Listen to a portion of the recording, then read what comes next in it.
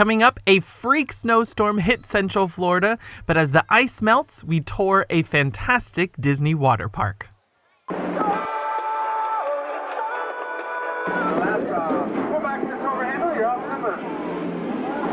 Disney presents Beyond the Kingdoms.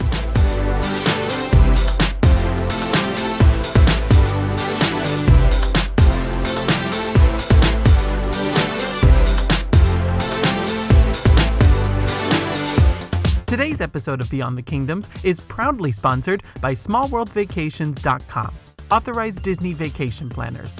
Their team of knowledgeable agents have been creating the magic for over 20 years. And if you contact them today, you can find out on how you can save on your next Disney World trip, including getting the Disney dining plan for free. Small World Vacations, where the magic begins. Hello everyone, and welcome to this week's main show of Beyond the Kingdoms. Like always, I'm your host David, and today I'm very excited to take you on a trip to one of Disney's water parks, Blizzard Beach. But of course, if you're new to this channel, make sure you hit that subscribe button down below so that you never miss a video. But let's soak up the sun and dive right into today's main show.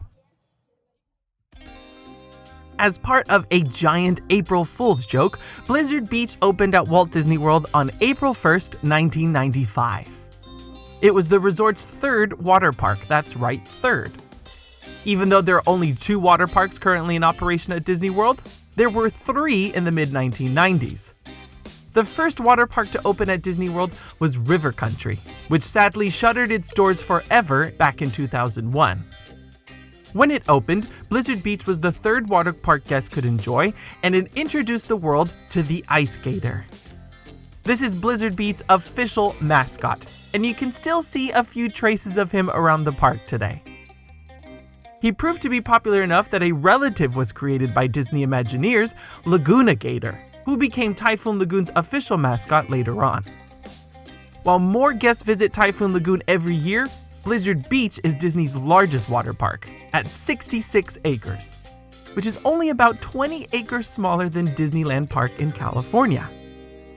And Blizzard Beach's most impressive attraction, Summit Plummet, is one of the tallest free-fall body slides in the world. Towering at 120 feet, it sends guests straight down at almost 55 miles per hour. You guys know me well enough to know that I love a good Disney backstory. Back in the early 1990s, Typhoon Lagoon had reached big numbers. The water park had become so popular with guests that allegedly Disney would have to turn away guests when the park reached capacity. So by the early 90s, it was clear to Imagineers that another water park had to be built to meet guest demands. A group of artists tinkered with several different ideas for a new water park, but it is Senior Vice President Eric Jacobson and his collection of snow globes who we have to thank for the creation of Blizzard Beach. Apparently one day while admiring his snow globes, he told Imagineer Marshall Monroe, "Too bad we can't make a park out of one of these." And Monroe responded with, "Why not?" The Imagineers then created a concept sketch of a winter water park underneath a glass dome. Obviously, they couldn't construct a giant dome like this, but the idea couldn't escape the minds of Eric and Marshall.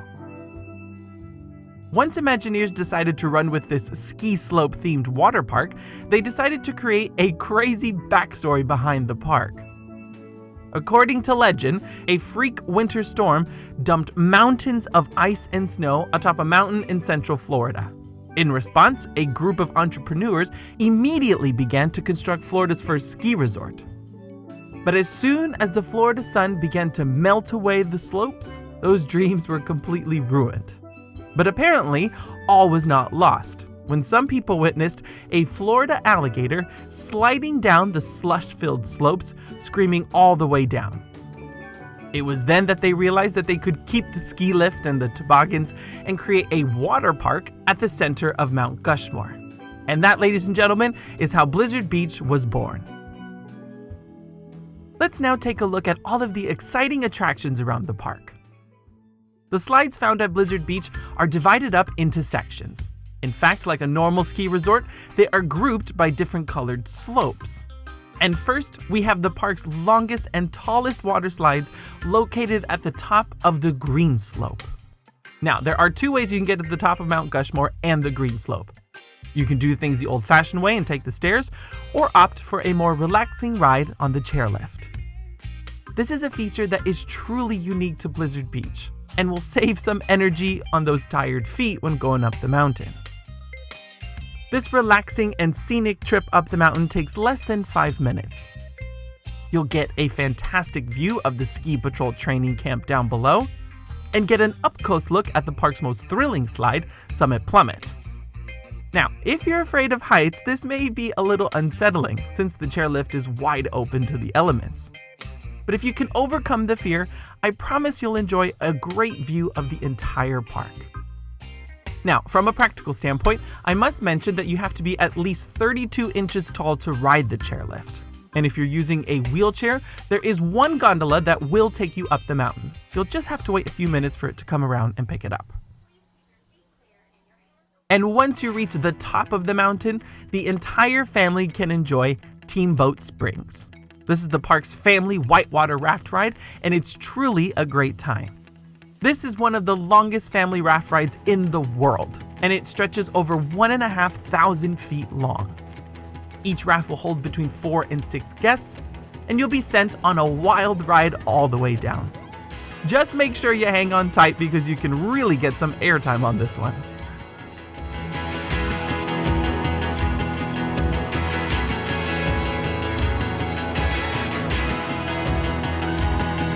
Next on the green slope, we have Slush Gusher, for those who are slightly intimidated by the park's tallest freefall slide. Slush Gusher is located at the top of the mountain just like Teamboat Springs. It stands at 90 feet high, and unlike Summit Plummet that sends you straight down, this one sends guests on 2 fun bunny hills down Mount Gushmore. You'll reach some top-notch speeds, and I always experience some big airtime on that last bump.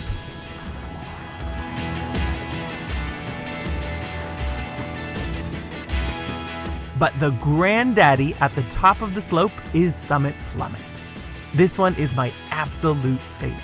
But I warn you, this is actually one of Disney World's scariest attractions. Once you reach the top of the mountain, you'll have to climb an extra 30 feet of steps to reach the top of the slide, which stands at 120 feet high. That first dip down the slide will put your stomach right in the middle of your throat. But it is an exhilarating 10-second drop straight down.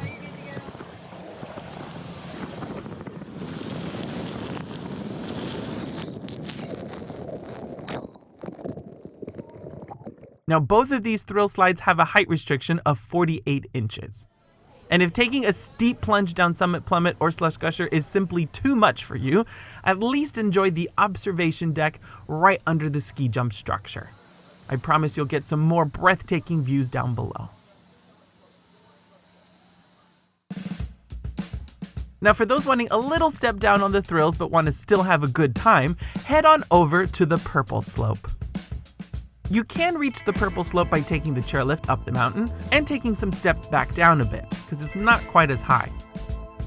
But the wait for the chairlift could be backed up, so another good way to get to this area is to climb the stairs right behind Meltaway Bay. Now, the first slide in this section also has a height restriction of 48 inches. It's not as intimidating as the big 2 slides, but it still packs a punch with speed. Downhill Double Dipper is one of several race slides at Blizzard Beach.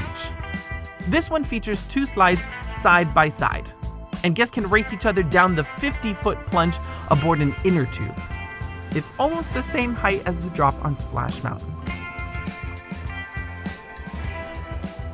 Now, I still get a little bit nervous on this one at first because you'll be lined up right against a drop door that will send you down at 25 miles an hour. But it is so much fun to race your friends down the slide.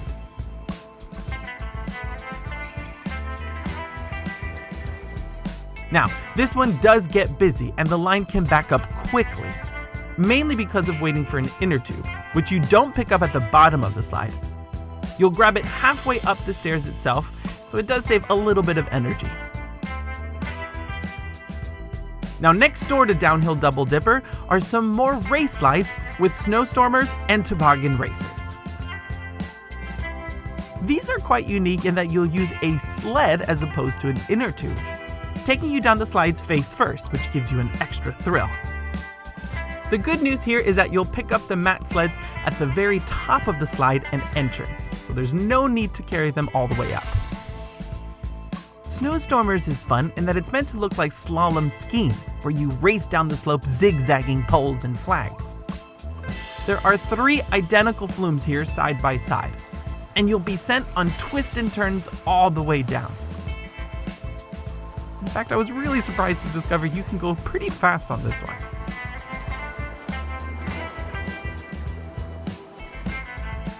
But my personal favorite slide on the purple slopes is Toboggan Racers.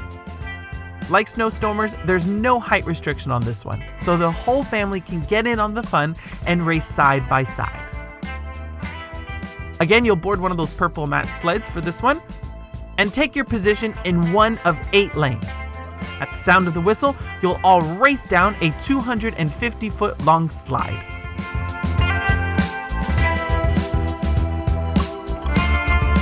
If Slush Gusher piques your interest, but again you're a little too sure or scared to ride it, Toboggan Racers is the next best thing. It's almost the same height and speed. But since this one handles more guests at a time, you'll wait in a much shorter line.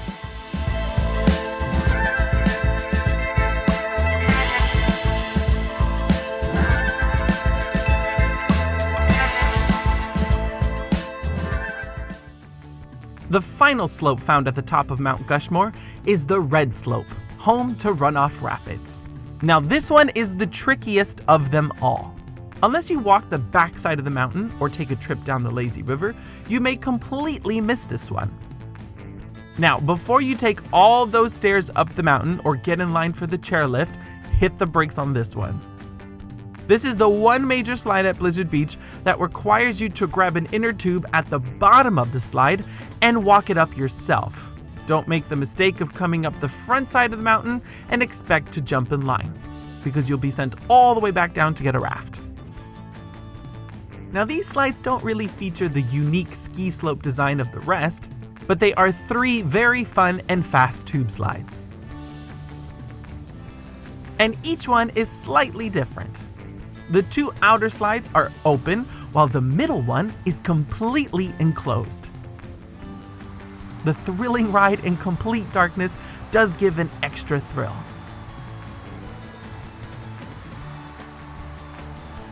I think in the past you could ride solo or as a pair, but on my visit, I only noticed single inner tubes. But the good news here is that there's no height restrictions on these 3 slides.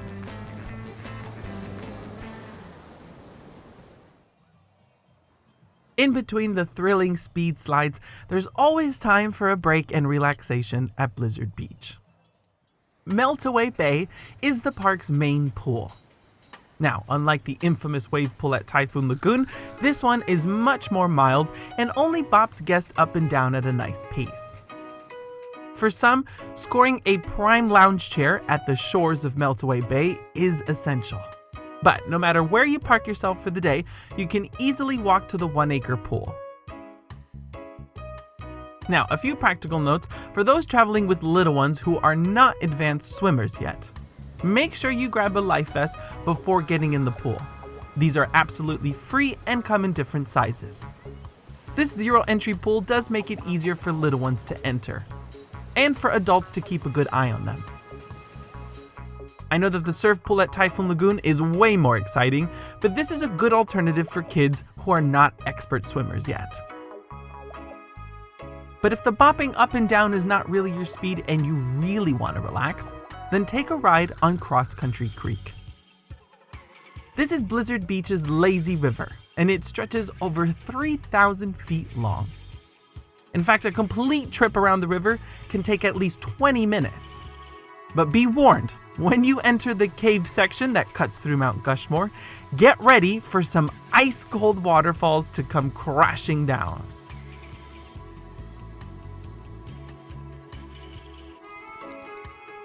If you're looking to relax and avoid the cold water, start your trip by the warming hut, on the south side of the park at the Manatee Landing. If you exit right before those waterfalls, this will put you right at the exit of Teamboat Springs and near Ski Patrol Training Camp. Just make sure you duck when you pass that ice skater cabin.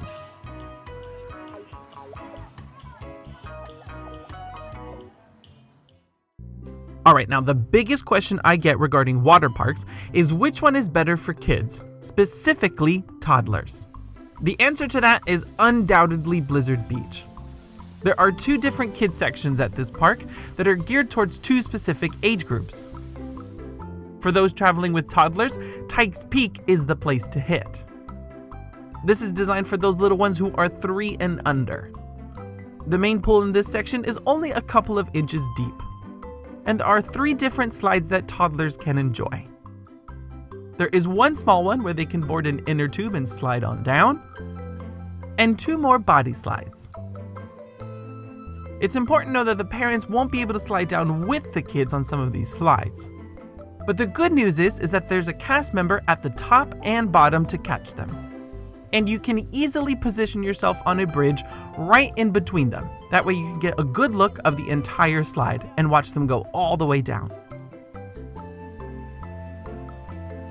If you're traveling only with a toddler and undecided between Blizzard Beach and Typhoon Lagoon, definitely pick Blizzard Beach. This area in particular is more themed and enjoyable for this age group.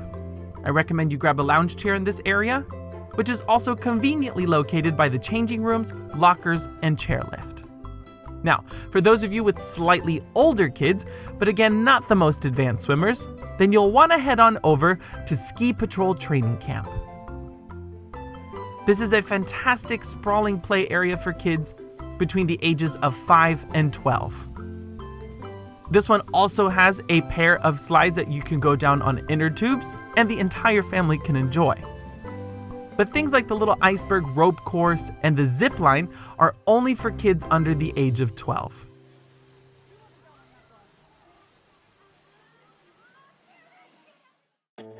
Now before I leave you today, I want to share with you guys my top 5 tips when visiting Blizzard Beach.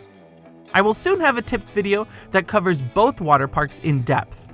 For example, it's worth knowing all the various ticket options you have to experience Disney's water parks.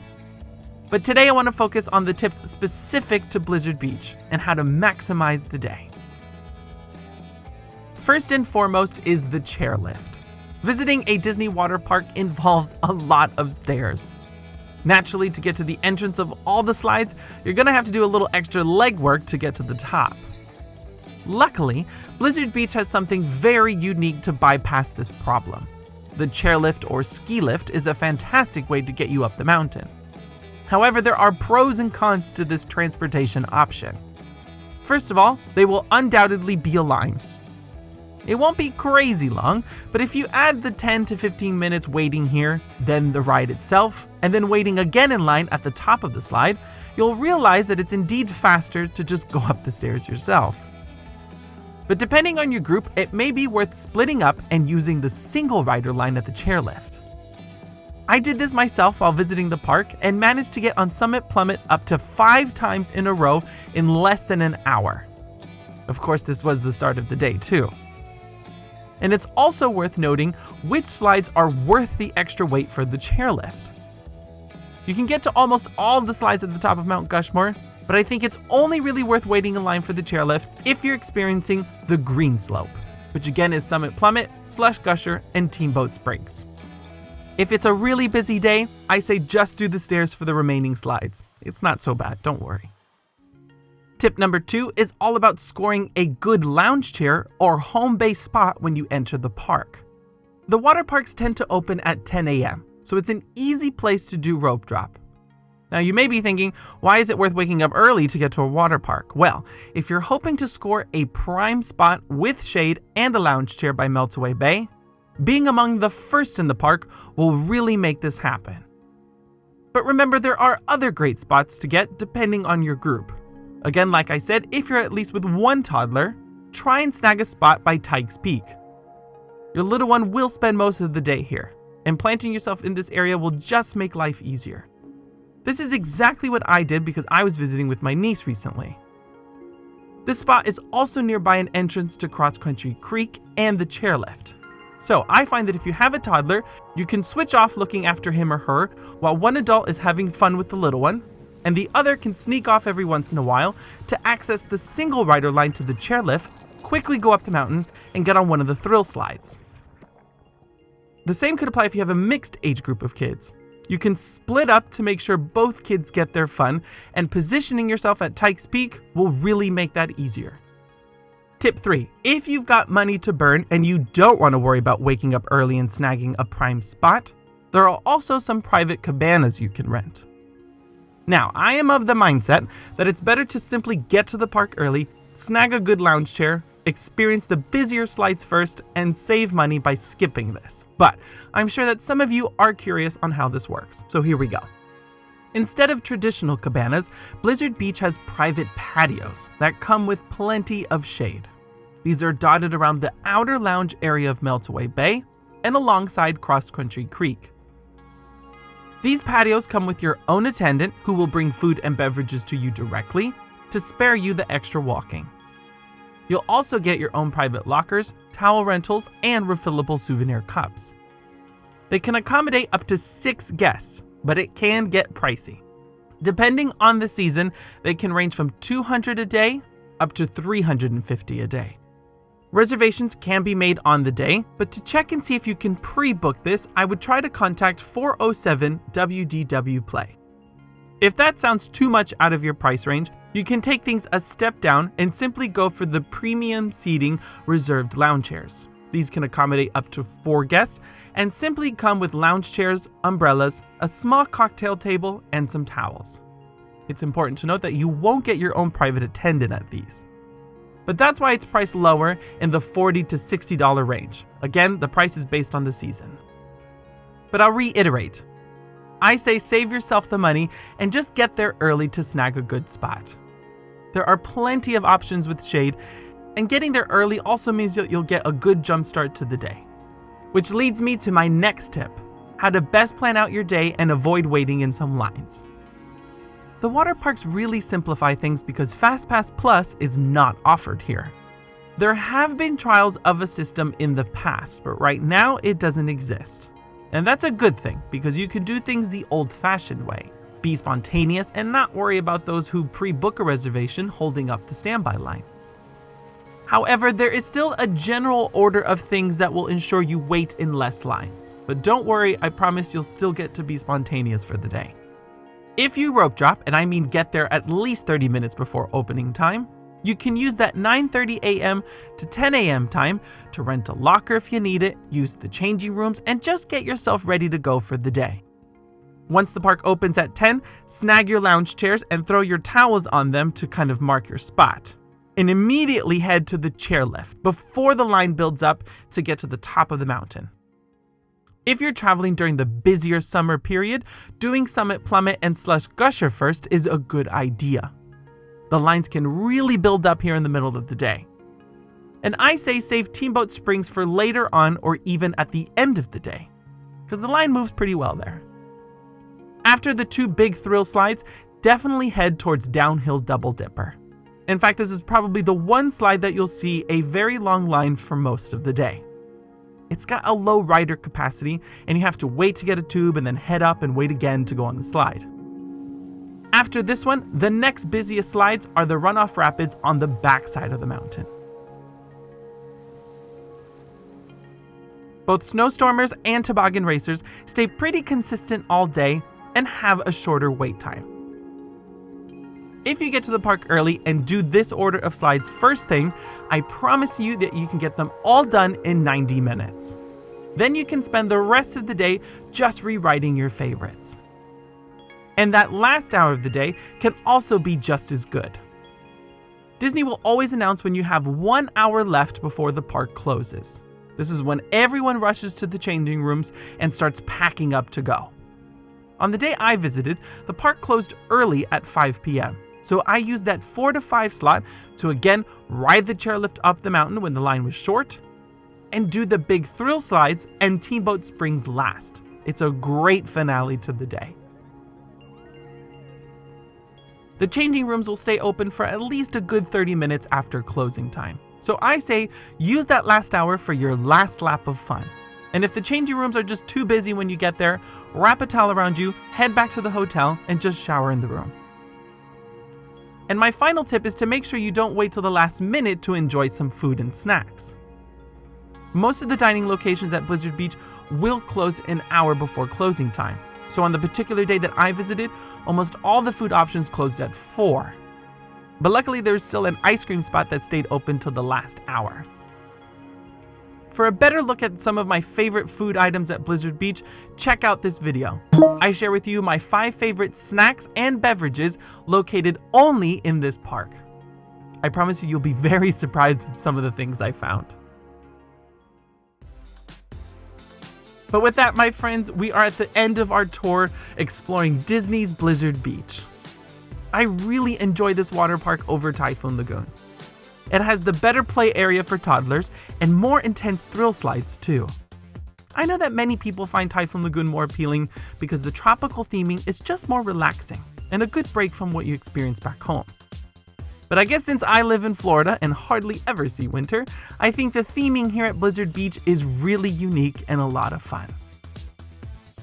But before signing off for today, I once again want to thank Small World Vacations for sponsoring today's video. If you need any help planning your next trip, I highly recommend them.